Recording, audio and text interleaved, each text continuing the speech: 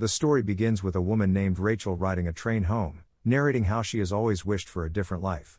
Rachel always sits on the same seat of the train twice a day so she can have a perfect view of her favorite house where a blonde lady is living a perfect life with her ideal husband. The couple are always so sweet and full of love. Rachel wishes to have the same life as them, and she reveals that she used to live 2 doors down from their house. Megan is talking to her therapist Dr. Kamal about how her current husband wants her to get pregnant, but she does not want to, so her husband called her to become a nanny in the hopes that it would make her want to get pregnant, but it did not work, and she still does not want to have a baby. Anna is bathing her baby when she tells the infant how much her husband loves her and how he prepared her breakfast in bed and sang her happy birthday. The nanny enters, and Megan assists Anna with the baby. Megan picks up the phone, but it is hung up again while folding the bed sheet. Megan informs Anna that she has found another job and will begin the following day. Anna is upset because she will be alone tomorrow, but Megan still leaves. Anna's husband arrives, and it is Tom, Rachel's ex-husband, who gives Anna flowers and kisses her. Anna tells her husband that Rachel called the landline 3 times and hung up. She asks him to talk to his ex-wife because she is worried, and Tom assures her that everything will be fine on the train. When Anna returns home, she checks her ex-Facebook husband's profile and sees their happy photos. She becomes drunk. Rachel has been staying with her buddy for 2 years now, and we can see from her phone that she has made many outgoing missed calls to Tom before retiring to bed. Rachel recalls going to a doctor for IVF since she had difficulty becoming pregnant, but it failed one day while riding the train. Rachel returns her gaze to her ideal coupling, but Megan is kissing a different man this time. Rachel is devastated because the girl just threw away her perfect life. She then gets a bottle of alcohol and pours it on her water bottle. He sits at the park drinking alcohol and remembers the time she opened Tom's laptop and read his erotic emails to Anna, the real estate agent, and discovered they were having an affair. She breaks down in the bathroom and expresses her rage when she discovered the blonde lady cheating on her husband. Rachel says that if she could go to the blonde's house, she would pull her hair down and smash her head over the floor. The train stops in Megan's neighborhood, and Rachel, who is drunk, gets off and notices a man following her. She quickly walks into the woods and later sees a blonde lady walking into a tunnel. Rachel shouts at the lady, then there is a thud, and Rachel blacks out. She wakes up when her friend Rachel goes to an alcoholic support group and shares that she gets into trouble when she's drunk and always forgets what she did. She remembers one time when they were having a party at Tom's office, and the wife of Tom's boss Martha asked Rachel not to put the eggs inside. Rachel screams at her and throws the entire platter of eggs on the wall. Tom tries to calm her, but she slaps him, and she continues to be violent at their house.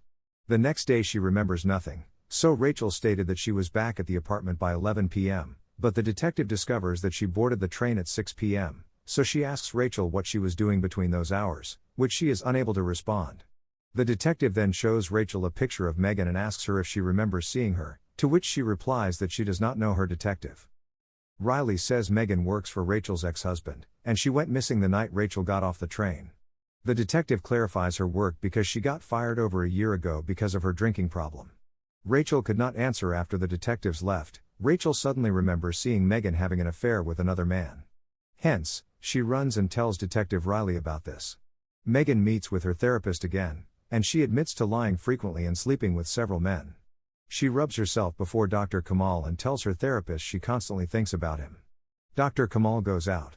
Rachel reads the news about Megan, who has gone missing, and resolves to visit her. Anna sees her through the window as she passes Megan's husband.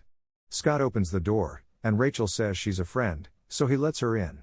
She tells him that she spotted Megan on their porch with another man on Friday morning, which breaks Scott's heart. Scott sends her a picture of Megan's therapist, and Rachel verifies that this is the same person she saw in a flashback 2 months ago. Megan is getting nailed by an unknown man in the woods, and when she returns home, Scott lunges on her and assaults her. We then see Megan crying and telling Dr. Kamal that her husband is abusive. Scott wants her to get pregnant, and they constantly argue about it. She hugs and kisses Dr. Kamal, but the therapist stops her because he worries about losing his practice, and she becomes enraged. When Rachel sees the news flash that Dr. Kamal has been brought in for questioning about Megan's disappearance, she receives a message from Scott saying he wants to meet with her. When she asks what's wrong, he says Dr. Kamal has been released because there wasn't enough evidence, and he is worried because the therapist revealed that Scott is an abusive husband to Megan, and now the police suspect him. Rachel tries to console him, but Scott becomes enraged. Rachel visits Dr. Kamal and requests assistance in regaining her memories. She tells him about her blackouts when she is drunk. The therapist inquires about when she began drinking heavily. She responds that it was when she could not conceive, and Rachel starts to cry. Anna goes to the police station to denounce Rachel, who has contacted her husband a dozen times daily. The detective tells her that the calls are from an unknown number, and she has no idea what they are saying to one another. Anna then claims that Rachel is hanging around at Scott's house, but Detective Riley claims that she is aware and that it does not match up. The detective then asks Anna whether her husband does not want to stay in touch with his ex-wife, implying that he is hiding something when she returns home. Anna tries several passwords to enter her husband's laptop but fails. Scott goes to Rachel's flat one night and says he doesn't know where to go because the reporters are in his garden. He learned from the detective that Megan was pregnant, and she told her therapist but not her husband. Scott says he always wanted a family, but they always thought about it because Megan does not want a baby. Flashback to 1 month ago, Megan goes to her therapist late at night and confesses that she got pregnant. Megan blamed herself for what happened, and her lover abandoned her. She sobs and holds Dr. Kamal while riding the train. Rachel learns that Megan's body has been discovered, and the investigation has been dubbed a homicide. Anna tells her husband she misses being the mistress and asks Tom whether he loves cheating on Rachel before he instructs her not to bring Rachel up again. Anna claims she spotted her at Scott's house and speculates that Rachel may have put Megan down. Tom claims she didn't do it. Rachel is just a sad individual who is completely harmless. As Rachel returns home, she is surprised to discover Scott inside. He claims that he learned from Detective Riley that he is not Megan's child's father, nor is her therapist. He orders Rachel to sit down, and she is terrified. Scott says he also discovered Rachel did not know Megan. She claims she was trying to help. Scott throws his bottle against the wall and asks why she is seeing Dr. Kamal. Before she can reply, Scott assaults her and brands her a liar. Scott abandons Rachel as she begs for her life. Rachel hurries to the police station to report Scott's assault on her. Detective Riley claims she knows Scott is spending the night at her apartment and that they may be having an affair, which is why she put Megan down.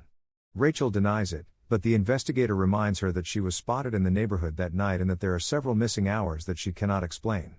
Rachel leans back and claims Scott was the one who assaulted his wife, but Detective Riley claims Scott did not because security tape recorded him drinking at a sports club that night. The detective accuses Rachel of lying and asks her what occurred. Rachel claims she has no idea and flees. Flashback to Friday morning, Megan cries at their house, and Dr. Kamal calms and hugs her. Rachel, who was on the train then, notices them kissing on the porch. Dr. Kamal assures Megan that she and her baby are safe. Rachel recalls seeing Megan cheating and wanting to rip her hair down and crush her skull on the floor. Rachel is beginning to suspect that she is the one who murdered Megan, so she leaves Kata's flat. On the train, she encounters Martha, Tom's former boss's wife, and approaches her. Rachel apologizes for what she has done before. Martha is perplexed about what she is apologizing for, and Rachel says sorry for screaming at her and throwing the eggs. She says she blacked out and forgot what happened, but Tom tells her what she did and says he got fired because of how she behaved. Martha tells her she did nothing wrong, she got drunk, so Martha brought her to the guest bedroom, where she took a nap.